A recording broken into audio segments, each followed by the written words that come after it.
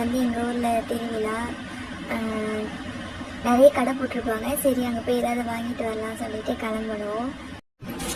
வளையல்லாம் வாங்கணும்னு நினச்சிட்டு போனேன். கண்ணாடி வளையல்லாம் வாங்கினேன். ஆனால் இந்த வளையல் தான் வாங்கினேன். என்ன சில்லறை இல்லைன்னு சொன்னதுனால வாங்கினேன். கடைசியில் வீட்டுக்கு வந்து போட்டு பார்த்தா அந்த வளையல் என் கைக்கு பத்தவே இல்லை.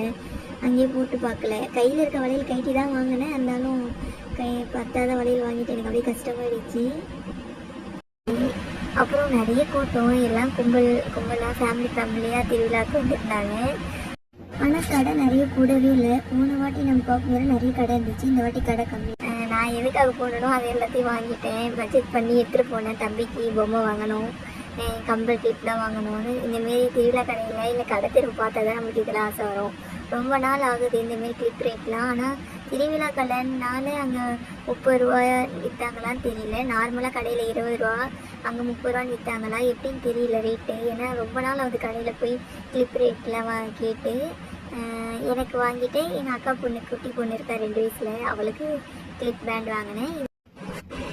அந்த கார் கட்டினால அதை வந்து கொடுத்துட்டு மாற்றிட்டு வந்துட்டேன். ஏன்னா அதில் பேட்ரி இருந்தால் ஓடுன்னு சொன்னாங்க. ஆனால் அந்த பேட்டரிக்கு லைனையும் கொடுக்கல. 100 ரூபானால கொடுக்கலையானு தெரியல. திருவிழாவுக்கு 2 நாள் முன்னாடி வந்து பட்டாசு வெடித்து ஆடலும் பாடலும் நிகழ்ச்சியெலாம் நடத்தியிருந்தாங்க. இந்த பட்டாசு பார்க்க தான் நிறைய பேர் போவோம். எங்கள் சொந்தக்காரங்க தான் வந்து பட்டாசு தயாரிக்கிறாங்க.